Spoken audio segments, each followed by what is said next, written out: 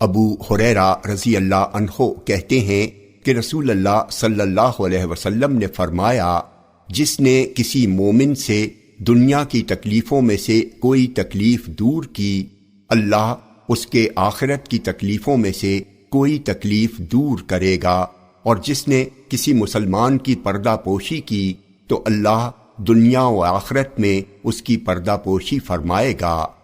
اللہ بندے کی مدد میں لگا رہتا ہے جب تک بندہ اپنے بھائی کی مدد میں لگا ہے۔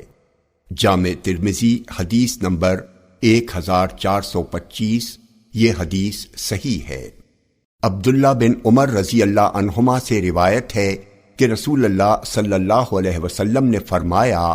مسلمان کا بھائی ہے، نہ اس پر ظلم کرتا ہے، نہ اس کی مدد چھوڑتا ہے، اور جو اپنے بھائی کی حاجت پوری کرنے میں لگا ہو،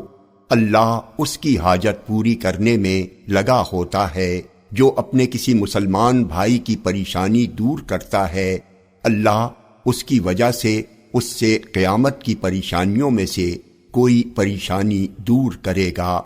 اور جو کسی مسلمان کے عیب پر پردہ ڈالے گا، اللہ قیامت کے دن اس کے عیب پر پردہ ڈالے گا۔